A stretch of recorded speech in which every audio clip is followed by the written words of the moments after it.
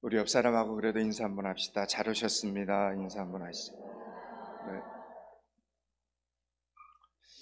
오늘은 우리 포항믿음교회 VIP 작성 주일입니다. 5월 25일 다음 주일은 드디어 VIP 초청 주일입니다. 전도는 하나님의 열심으로 인하여 이루어지는 역사입니다. 전도는 결코 우리의 능력이 아니라 하나님의 능력으로 이루어지는 역사가 전도입니다. 우리는 전도하지 않으려고 요나처럼 도망을 치기도 하고 핑계를 대기도 하다가 더 이상 피할 방법이 없어서 어쩔 수 없이 하는 척이라도 해야 될 때가 있습니다. 그런데 놀라운 건 그렇게 어쩔 수 없이 전도하는 우리를 통해서도 신기하게 구원의 역사가 일어나게 되더라라는 이야기입니다. 그때서야 우리는 진정한 회개를 하게 됩니다. 그렇게 우리의 신앙은 하나님께 실컷 따지다가 마지막에 아무 말 하지 못하는 요나처럼 시행착오를 겪으면서 성장합니다. 우리는 어쩌면 신약 성경이 등장하는 사도 바울 같기보다는 오늘 본문에 등장하는 요나와 같습니다. 마태복음 16장에 보면 바리새인들이 어느 날 예수님께 나와 당신이 하나님의 아들이라는 표적을 보여라 이렇게 요구를 합니다. 그러자 예수님께서는 이 땅에서 보여줄 표적이 요나의 표적밖에 없다고 하셨습니다. 마치 니느웨 사람들에게 요나가 표적이 된 것처럼 이 세상 사람들에게 예수님이 표적이 된다는 말씀입니다. 그렇다면 도대체 어떤 면에서 오늘 이 본문에 등장하는 요나가 신약에 등장하는 예수님의 표적이 되는 것입니까? 하나님의 말씀을 듣자 순종하기 싫어서 도망치는 모습이 예수님을 예표하는 것이 되겠습니까? 아니면 자기 죄를 회개하지 않고 열심히 고집을 부리다가 물고기 뱃속에 들어가는 모습이 예수님을 예표하는 것이 되겠습니까? 구사일생으로 목숨을 구해서 니느웨 성에 도착했지만 요나는 굳이 그들에게 하나님의 말씀을 전해줄 마음이 없었습니다. 그래서 겨우 하나님은 3일 정도 복음을 전하라고 했는데 하루 동안 안 할 수 없어서 억지로 그 하루 동안 대충 다니면서 전도를 했습니다. 여러분, 이것이 요나의 본심입니다. 그러니 오늘 본문에 등장하는 이 니느웨 사람들이 변화된 것, 니느웨 성의 회개 역사가 일어난 것은 요나의 전도 때문이 아니다라는 이야기입니다. 그들의 구원의 역사는 요나의 열심과 노력, 요나가 맡은 사명을 잘 감당해서가 아닙니다. 자, 그러면 도대체 요나의 어떤 면이 예수님께서 하나님의 아들이신 표적이 될 수 있는 것이냐, 이 말입니다. 여러분, 예수님은 요나와는 전혀 다르셨습니다. 예수님은 우리가 아는 것처럼 십자가를 지셨습니다. 예수님은 하나님의 아들이라면 너 거기서 십자가에서 내려와 너 자신을 구원하고 우리를 구원해보라 이렇게 조롱하는 사람들을 우리 예수님은 끝까지 불쌍히 여기셨습니다. 그들을 위해 중보기도까지 해주셨습니다. 그런데도 어떻게 요나가 예수님의 표적이 될 수 있을까요? 하나님께서는 과연 우리에게 오늘 무엇을 말씀하고 싶으신 것입니까? 요나의 이 전도 내용을 잘 생각해 보십시오. 40일이 지나면 니느웨가 다 무너지리라. 여러분, 하나님의 무서운 심판을 예고할 뿐 그 심판을 피하기 위해서 어떻게 하라는 방법이 전혀 들어있지 않은 메시지입니다. 40일이 지나면 니느웨가 멸망하리라. 우리는 요나가 전한 그런 저주 같은 메시지를 듣고 니느웨 사람들이 회개했다는 것이 믿어지지 않지만 사실 니느웨 사람들을 감동시킨 것은 지금 북이스라엘에서 요나가 왔기 때문입니다. 여러분, 이 당시 아수르와 북이스라엘은 원수 관계에 있는 나라였습니다. 아니, 바로 말하면 북이스라엘에게 아수르는 정말 원수 같은 나라였습니다. 아수르는 늘 침략하는 쪽이었고 북이스라엘은 매번 당하는 쪽이었습니다. 매번 빼앗기는 쪽이 북이스라엘이었습니다. 그래서 북이스라엘 사람들은 아수르가 정말 망하기를 원했습니다. 그런데 지금 북이스라엘의 선지자가 자기 나라를 그렇게 괴롭히는 아수르를 구원하기 위하여 하나님의 메시지를 가지고 온 겁니다. 바로 이것이 예수님에 대한 표적이다라는 이야기입니다. 니느웨 사람들의 입장에서 보면 도무지 이해가 되지 않는 일이었습니다. 아니, 왜 우리를 도와주는 것일까? 왜 우리를 위하여 저렇게 수고를 하는 것이지? 하나님의 사랑이 도대체 무엇이길래 저 선지자는 원수인 우리나라에까지 와서 이 중요한 심판의 사실을 이렇게 미리 가르쳐 준다는 말인가? 우리가 밉지도 않는가? 고맙기는 하지만, 정말 고맙기는 하지만 이해가 되지 않는구나. 저 선지자가 믿는 하나님은 도대체 어떤 분이신가? 이것이 바로 표적이었습니다. 요나의 순종, 억지로, 정말 억지로 했던 순종이지만 그 순종을 보고 니느웨 사람들은 하나님의 사랑을 떠올리게 되었던 것입니다.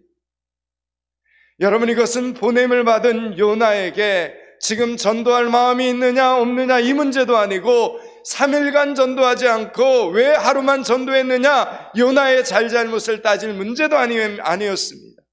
그냥 지금 자기들이 괴롭힌 그 나라에서 자기들의 구원을 위해서 선지자가 왔다라는 이 사실이 중요합니다.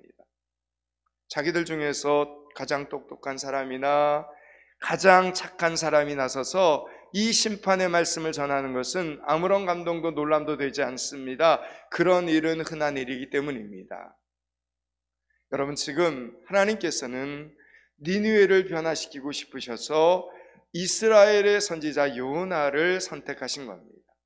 니느웨 사람들에게는 요나가, 아니, 이스라엘의 선지자가 이 땅에 오다니, 이스라엘의 선지자 요나가 우리를 구하러 오다니, 이 사실이 충격이 된 것입니다. 여러분, 우리는 하나님과 원수된 자들이었습니다.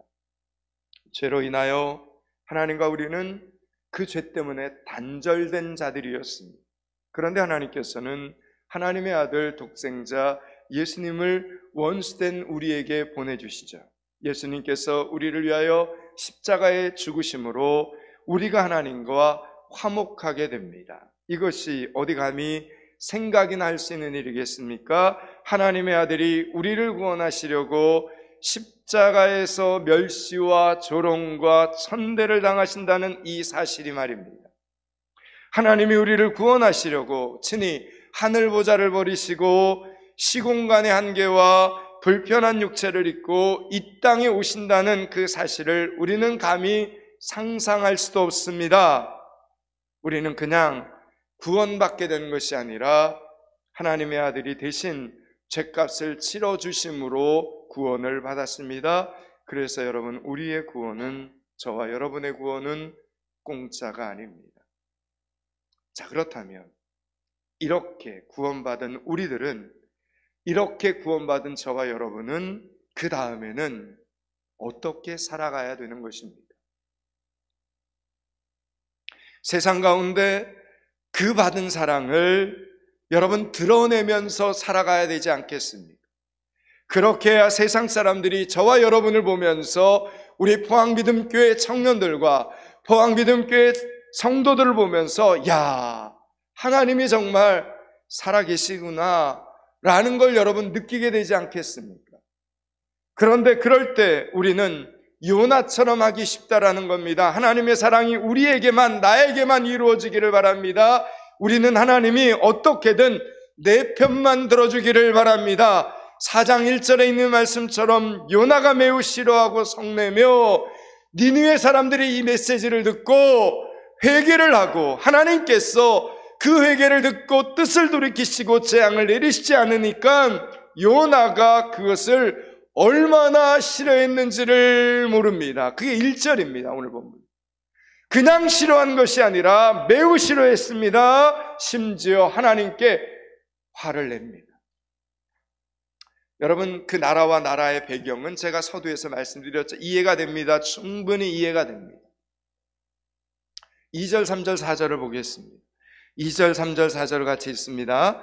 여호와께 기도하여 이르되 여호와여, 내가 고국에 있을 때 이러하겠다고 말씀하지 아니하셨나이까?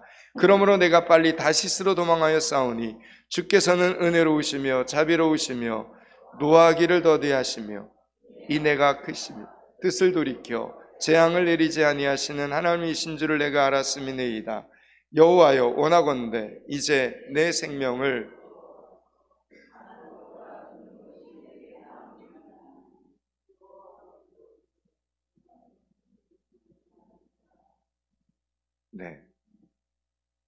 여러분, 2절, 3절, 4절 이 요나의 고백은 하나님 원수 같은 저 사람들이 예수 믿고 잘 사는 것 보니 하나님 차라리 내가 죽고 싶습니다. 이렇게 말하고 있는 겁니다. 지금 하나님의 복음을 가지고 온 사람이 지금 이런 마음을 가지고 이야기를 하는 겁니다. 그러니까 지금 전도하기는커녕 왜 저런 인간에게까지 하나님의 자비를 베푸십니까? 이렇게 결사반대를 하고 있는 것입니다. 심지어는 하나님께서 네가 성내는 것이 옳으냐 이렇게 물으시는데도 하나님의 말씀에 대답하지 않습니다. 그리고는 성 밖으로 나가서 초막 하나를 짓습니다. 끝까지 그들이 어떻게 되는지 두고 보겠다는 심산이었습니다. 감히 하나님 앞에서 이런 무례함과 불순종과 고집스러움이 어디 있습니까? 당장 요나 선지자를 심판하고 다른 선지자를 보내는 것이 어쩌면 더 나을 것 같습니다. 그러나 하나님께서는 그런 요나를 기다리십니다. 그리고 그를 위하여 이제 하나하나 준비를 하십니다. 요나는 하루 만에 초막을 지었습니다. 여러분, 오래 살 집도 아니었기 때문에 그냥 대충 얼기설기서 엮어서 만든 초막이었습니다. 하나님께서는 그가 급하게 지은 초막 옆에 신속하게 박넝쿨을 자라게 하셔서 그 박넝쿨로 하여금 그늘을 만들어 주십니다. 요나가 뙤약빛을 피할 수 있도록 해주셨습니다. 이때 요나는 정말 기뻤습니다. 중동 지역의 뜨거운 햇빛 속에 박넝쿨은 요나에게 시원한 그늘을 만들어 주었기 때문입니다. 그러나 하나님께서는 요나에게 박넝쿨만 예비한 것이 아니었습니다. 오늘 본문 7절과 8절을 천천히 읽겠습니다. 7절, 8절을 같이 읽습니다. 하나님이 벌레를 예비하사 이튿날 새벽에 그 박넝쿨을 갉아먹게 하심에 시드니라.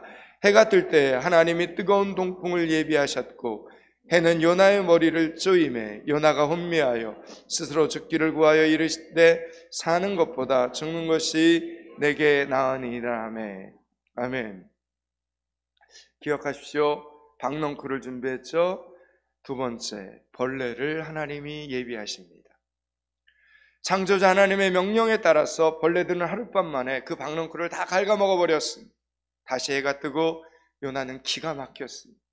캄캄한 밤에는 박넝쿨이 필요 없습니다. 박넝쿨이 필요한 시간은 해가 뜨고 난 다음인데 하루 만에 박넝쿨이 다 사라져버린 겁니다. 아니, 애초에 주지를 말지 줬다가 뺏는 것은 또 무엇입니까? 요나는 벌레들을 움직이신 하나님께 전쟁을 선포합니다. 하나님, 차라리 저를 죽여주십시오. 이것이 여러분 기도일까요? 아닐까요? 기도는 아닙니다. 어떻게 이게 기도입니까? 하나님, 저를 죽여주십시오. 그런데 하나님은 이것까지도 지금 기도로 여겨주십니다.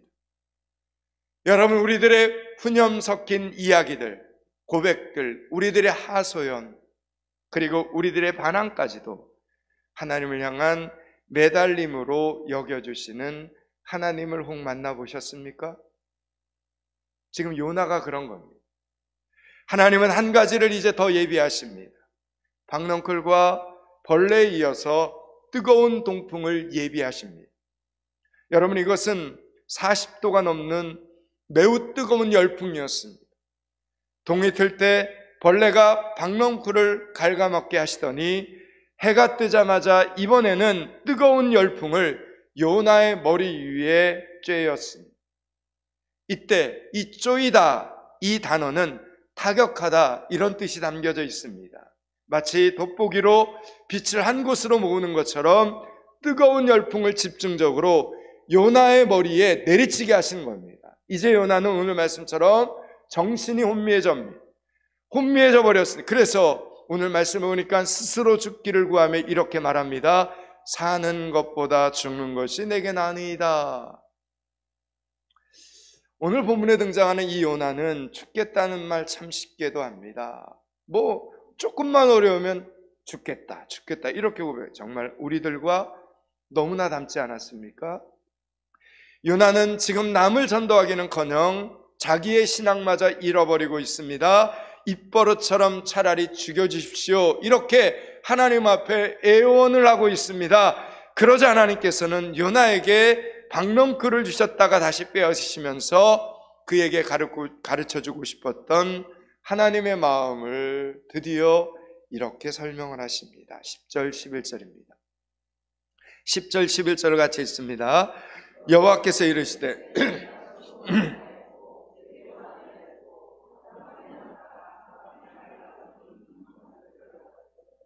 하물며 이 큰 성은 니느웨에는 좌우를 분별하지 못하는 자가 12만여 명이며 가축도 많이 있나니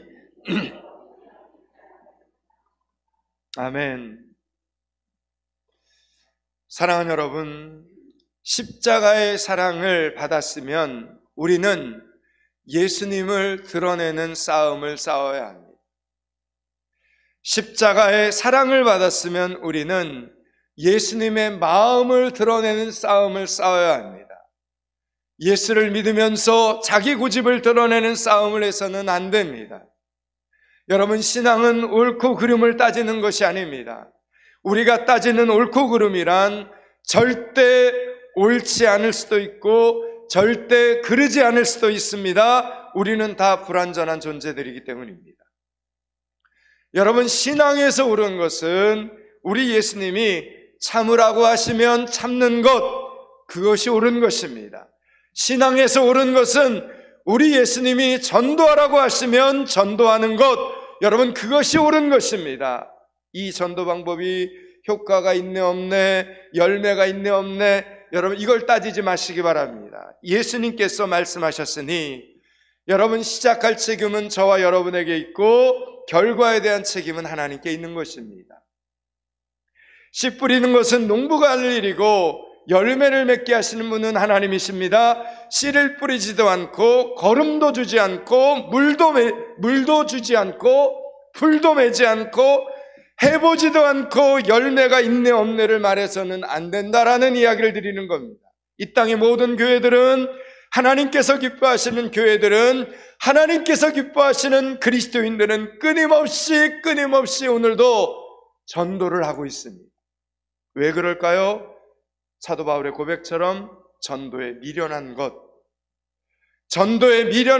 이것의 은혜를 깨달았기 때문입니다. 하나님은 우리를 효능적인 면으로 기능적인 대상으로 대하지 않으십니다. 하나님께서는 우리를 교회를 세우는 어떤 도구나 사람을 전도하는 기계로서 우리를 대하지 않으십니다. 오늘도 하나님께서는 한 사람의 성도를 세워 나가십니다. 여러분, 우리 포항믿음교회는 작년 이맘때 VIP 초청주일이 지나자마자 바로 올해 있을 VIP 초청주일을 준비하기 시작을 했습니다. 어떻게 하면 더 잘 준비할 수 있을까? 이번에는 기필코 무슨 일이 있어도 나의 VIP를 데려오리라 작정하고 1년을 준비했습니다. 그리고 내일부터 특별 새벽 기도를 시작하고 선물을 준비하고 꽃을 준비하고 음식을 준비하고 영상을 준비합니다.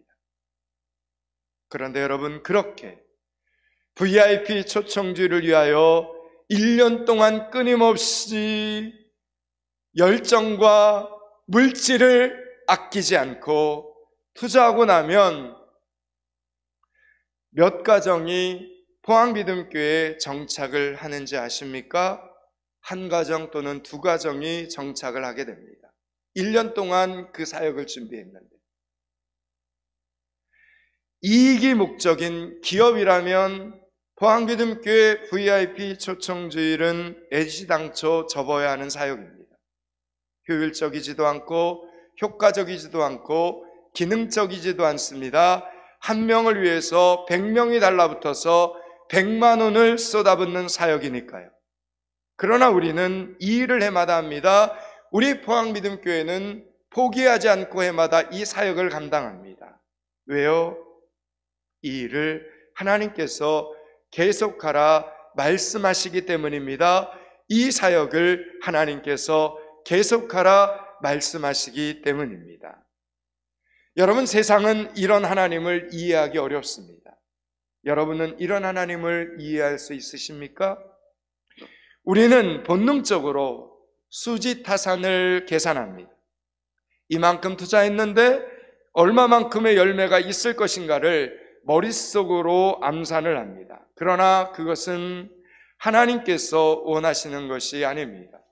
하나님께서는 한 영혼을 위하여, 한 사람을 위하여 모든 것을 다 쏟아부으십니다. 한 사람을 하나님의 사람으로 만들기 위하여 모든 재정을 쏟아붓습니다. 아까워하지 않으십니다. 그리고 모든 사람들을 동원하십니다. 10절, 11절을 다시 한번 읽습니다. 10절, 11절을 같이 읽습니다. 여호와께서 이르시되 내가 수고도 아니하였고 재배도 아니하였고 하룻밤에 났다가 하룻밤에 말라버린 이 박농쿨을 아꼈거늘 하물며 이 큰 성은 니느웨에는 좌우를 분별하지 못하는 자가 12만 명이며 가축도 많이 있나니 내가 어찌 아끼지 아니하겠느냐 하시니라. 아멘. 내가 어찌 아끼지 아니하겠느냐. 하나님은, 세상 사람들은 하나님의 마음을 몰라도 오늘 이 본문 11절에 나와 있는 이 하나님 아버지의 마음은 세상 사람들은 몰라도 우리들만큼은, 성도들만큼은, 포항미듬교회 성도들만큼은 이 하나님의 마음을 좀 이해해 달라는 것입니다. 오늘 사랑하는 여러분, 예수님께서는 이 세상의 모든 사람을 구원하기 위하여 이 땅에 친히 오셨습니다. 그러나 이 세상에 여러분, 나 한 사람만 있더라도 나 한 사람을 위해서 이 땅에 오셔서 십자가를 지실 분이 바로 우리 예수님이라는 사실입니다. 여러분, 예수님은 우리를 절대로 숫자로 대하지 않으시고 우리 한 사람을 온 세상에 전부로 여기시는 하나님의 아들이십니다. 만약 우리가 기능성과 효율성과 효과적인 면으로 교회를 섬기고 신앙생활을 한다면 우리는 절대로 하나님 아버지의 자비하심을 이해할 수 없습니다. 나는 이만큼 기도하고 저 사람은 기도하지도 않는데 왜 저 사람은 잘 되는지 생각하면서 우리는 오늘 본문의 요나처럼 화를 냅니다. 나는 이만큼 교회에 헌신하고 봉사하고 저 사람은 주일 성수만 겨우 하는데 왜 저 집 자녀들은 잘 되는지 우리는 오늘 본문의 요나처럼 하나님께 화를 냅니다. 그래서 우리는 여전히 오늘도 하나님과 싸움을 합니다. 여러분, 우리는 우리가 옳다고 여기는 논리와 상식을 가지고 이것이 옳습니다, 이것이 맞습니다 라고 목숨을 걸고 요나처럼 화를 냅니다. 그러나 하나님은 그렇게 무례하고 고집스러운 우리를 즉시 심판하지도 않으시고 끝까지 포기하지 않으시고 설득하시는 하나님 아버지이십니다.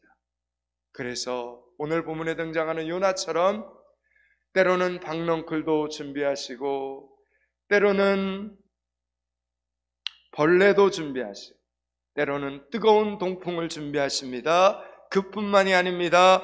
큰 물고기를 준비하시고 폭풍우를 준비하시고 제비 뽑는 사람들 등 수많은 준비를 하셔서 우리를 변화시켜 나가시는 하나님 아버지이십니다. 그리고 마침내 하나님 아버지의 이 마음이 어떤 것인가를 아는 성도가 되게 하셔서 결국은 하나님과 동역하는 신실한 전도자가 되게 하시는 것입니다.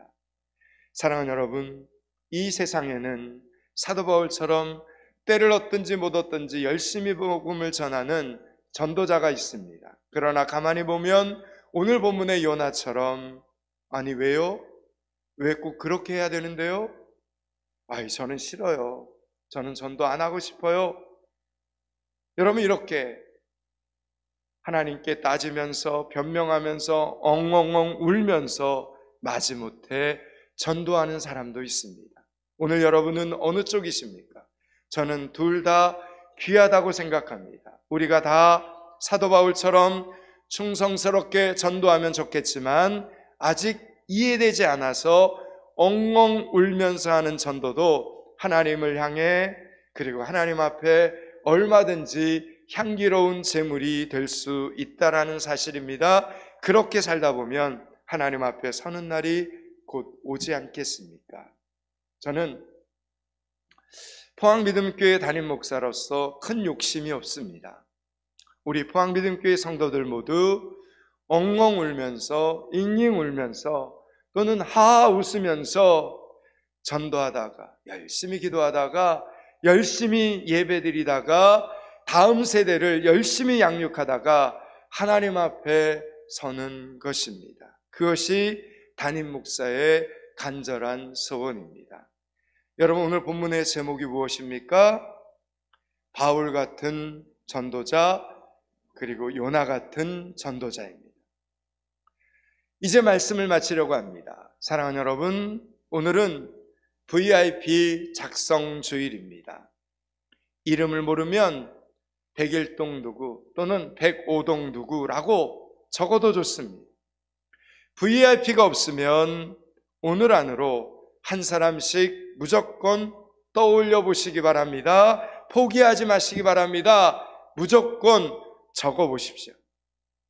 그냥 믿음으로 적어보는 겁니다. 이름 하나에 500억이다 이렇게 적으십시오. 생각. 너무 적은가요? 그러면 5천억이다 이렇게 생각하고 한번 적어보시기 바랍니다. 왜 제가 이 말씀을 드립니까? 마태복음 6장 20절에 이런 말씀이 있기 때문입니다. 오직 너희를 위하여 보물을 하늘에 쌓아두라. 오직 너희를 위하여 보물을 하늘에 쌓아두라. 거기는 좀이나 등록이 해야지 못하고 도둑이 구멍을 뚫지도 못하고 도둑질도 못하느니라 성경은 말씀합니다. 오직 너희를 위하여 보물을 하늘에 쌓아두라. 하늘에 열심히 상급을 쌓는 사도 바울, 요한, 포항믿음교회 성도들이 되시기를 주님의 이름으로 축원합니다. 기도하겠습니다. 하나님, 하나님의 마음을 헤아릴 줄 아는 성도, 하나님의 마음이 어떤 것인지를 아는 성도 되게 하여 주시옵소서. 하나님과 신실하게 동역하는 훌륭한 전도자들이 다 되게 하여 주시옵소서. 예수 그리스도 이름을 받들어 기도드리옵나이다. 아멘.